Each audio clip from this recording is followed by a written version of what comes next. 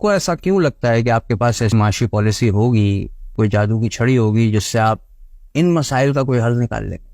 دیکھیں, پاکستان کے اوپر جتنے بھی معاشی مسائل ہیں نا, وہ پاکستان کے نہیں ہیں.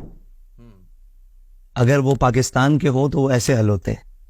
پاکستان کے اوپر جتنے بھی معاشی مسائل ہیں وہ بیرونی ہیں. پہلے یہ طے کرنا ہوگا کہ ہم نے ملک اپنے اصولوں کے مطابق چلانا ہے یا بیرونی اصولوں کے مطابق چلانا ہے.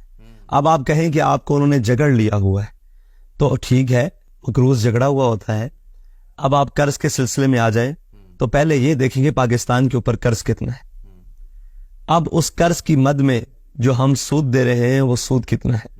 پاکستان کے اندر, پاکستان کے سالانہ بجٹ میں ٹوٹل خسارہ کتنا ہے, یہ طے کریں نا.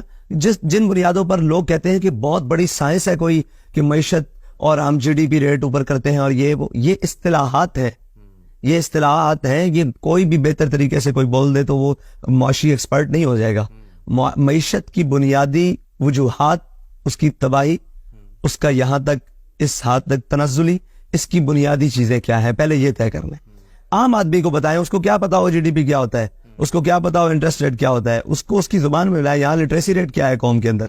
ہم نے ان خاص اصطلاحات کے اندر پوری قوم کو جگڑ کے رکھا ہوا ہے. بھئی ان کو کیا پتا ہو؟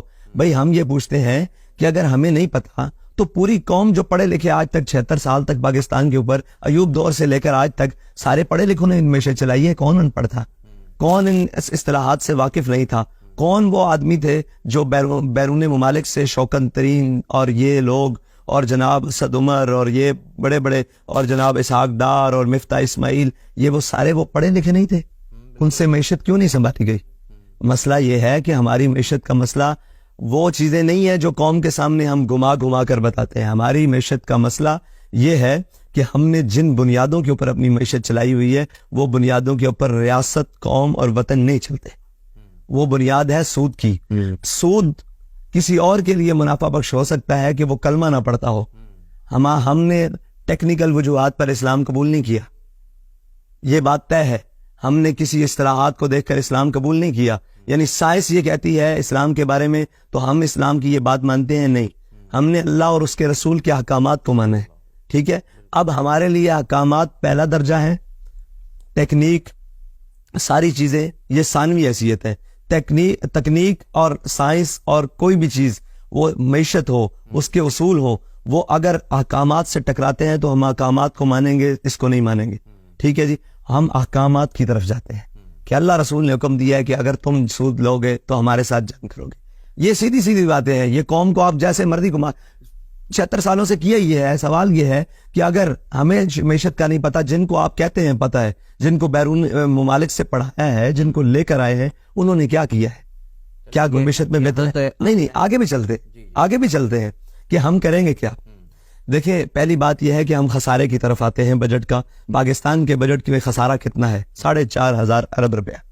ٹھیک ہے جی, اس 4,500 ارب کے لیے پاکستان کے اندر جتنی اشرافیہ ہے, جتنی بڑی جناب لوگ ہیں جو دیواروں کے اندر رہتے ہیں, قوم کی بات نہیں کر رہا, قوم تو ملک کے اندر رہتے ہیں, کچھ لوگ ہیں جو دیواروں کے اندر رہتے ہیں, جنہوں نے ملک کے اندر ملک بنایا ہوا ہے. اور جن لوگوں نے, مراد اسٹیبلشمنٹ نہیں ہے, مراد وہ اشرافیہ بھی ہے, اس میں اسٹیبلشمنٹ بھی آتی ہے, اس میں بیوروکریسی بھی آتی ہے, اس میں وہ ساری چیزیں آتی ہیں, جنہوں نے اپنا ایک علیحدہ اسٹیٹس پوری قوم کے اندر بنایا ہوا ہے. مجھے یہ بتائیں کہ ایک طرف آبادی ہے 10 لاکھ کی اور ایک طرف آبادی ہے 2 لاکھ کی. 10 لاکھ کی آبادی کو بجلی میسر نہیں ہے, 2 لاکھ کی آبادی کی لوڈ شیڈنگ ہی نہیں ہوتی. یہ کیا طریقہ کار درست ہے قوم کے ساتھ؟ 10 لاکھ کا ریونیو اکٹھا کر کے 2 لاکھ کی آبادی کے لیے پل, سڑکیں, تعمیر, بجلی, گیس, نالا, سیوریج, سارا کچھ تعمیر ہوتا ہے اور 10 لاکھ کو پوچھا بھی نہیں جاتا. یہ بنیادی اصول ہے بھائی, یہ کوئی سائنس نہیں ہے. یہ ہم نے آج تک پورے پاکستان کی سیاست کو یہ کہا ہے کہ یہ بڑا ٹیکنیکل, کوئی ٹیکنیکل پرابلم نہیں ہے پاکستانی سیاست کے لیے. کون, دیکھیں مجھے یہ بتائیں کہ اگر ایک غریب آدمی ٹیکس چوری کرتا ہے تو اس کا ٹیکس 10 روپے, 100 روپے, 1000 روپے بنتا ہے, اور پاکستان کے کتنے امیر آدمی ہیں جو ٹیکس چوری کرتے ہیں, ان کا وہ تمام غریبوں سے زیادہ ٹیکس چوری ہوتا ہے. ٹھیک ہے, تو یہ مجھے بتائیں, یہ ساری چیزیں ہیں. قوم تب تعمیر ہوگی کہ جب دیانت اور سچائی کی بنیاد پر سیاست ہوگی. جھوٹ اور بددیانتی کی بنیاد پر چلنے والی سیاست کا وہی